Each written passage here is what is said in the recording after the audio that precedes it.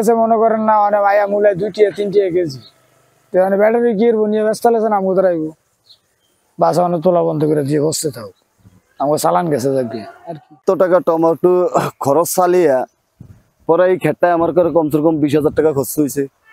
এখন যদি আমি যে গাতি দিয়ে উড়ামু এই গাতির পয়সা হয় না, এই কারণে টমেটো এখন ছিড়িও না, এই ক্ষেত থেকে কেন ফসতে আছে কেউ মুখী করার মতো কিছু নেই। আমি 8% মতো খেতি করছি। এর মধ্যে আমি আমার অন্যান্য বছরের মতো রেটে 20-25,000 বিক্রি হইতো। এখন অবস্থা খারাপ, এই জন্য এর কাছে দিয়ে দিছি। এর কাছে তুই লয়ে যা নিয়ে আমার যা দেয় নিয়ে দিয়েছে। এর কাছে 2,000 টাকা দিব, টাকা দিছে 1,000 আর 1,000 কবে দেয় এটা হয়ে যান।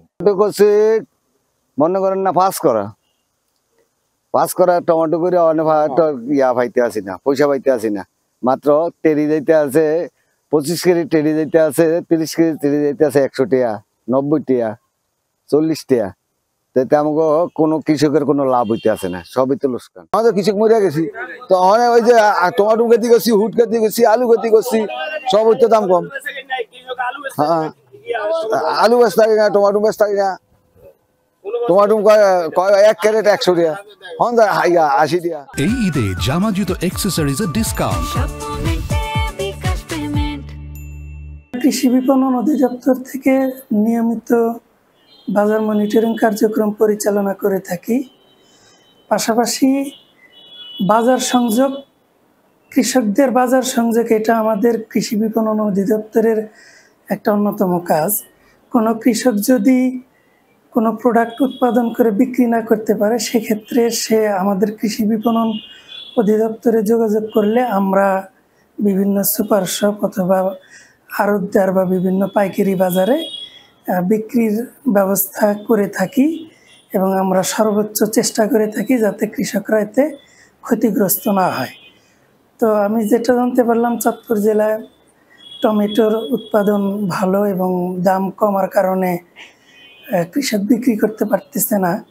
তো এরকম তথ্য কৃষকরা যদি আমার সাথে বা আমার জেলা কার্যালয়ে যোগাযোগ করে, তা আমি তাদের টমেটো বিক্রি করার ব্যবস্থা করার জন্য সর্বোচ্চ চেষ্টা করব। পাশাপাশি আমার হেড অফিসেও এই বিষয়ে যাতে প্রয়োজনীয় ব্যবস্থা গ্রহণ করা হয় সেক্ষেত্রে যোগাযোগ করব। এবার চাঁদপুর জেলায় আমাদের টমেটো আবাদ হয়েছে 560 হেক্টর জমিতে প্রায়। এখানে আমাদের টার্গেট দেওয়া হয়েছে 24 টন পার হেক্টর জমিতে যেন উৎপাদন হয়। সেই হিসাবে আমাদের 1,38,000 মেট্রিক টন টমেটো উৎপাদন হয়েছে। শীতকালে সবগুলি শাকসবজি একসাথে আসার কারণে টমেটোরও এবার ফলন ভালো হয়েছে। লং টাইম বৃষ্টি নাই, পোকা নাই, রোগের আক্রমণ নাই, কুয়াশা নাই, ফলন ভালো। কিন্তু ফলন ভালো হইলেও কৃষক সে মতো দাম পাচ্ছে না, কারণ সবগুলি শীতকালীন শাকসবজি একসাথে বাজারে আসছে। তা আমাদের কৃষি সম্প্রসারণ ডিপার্টমেন্টের কাজই হচ্ছে যে নতুন নতুন জাতগুলি, আধুনিক প্রযুক্তিগুলি কৃষকের হাতে পৌঁছে দিই। আর কৃষক নতুন জাত, উচ্চ ফলনশীল জাতগুলি আবাদ করছে বিদায় এখন ফলন ভালো হচ্ছে। গত জেলা সমন্বয় মিটিংয়ে আমি জেলা প্রশাসক মহোদয়কে অনুরোধ করছি যে আমাদের চাঁদপুর জেলায় যদি আরেকটা কোল্ড স্টোরেজ করা যায় তাহলে আমাদের শীতকালীন শাকসবজিগুলি কিছুদিন সংরক্ষণ করতে পারবে, যেমন মিষ্টি কুমড়া, তারপরে টমেটো, গোলালু। বেশি দিন সংরক্ষণ করলে ভোক্তারা উপকার পাবে, বেশি দিন পাবে, এতে করে উৎপাদনকারী লাভ।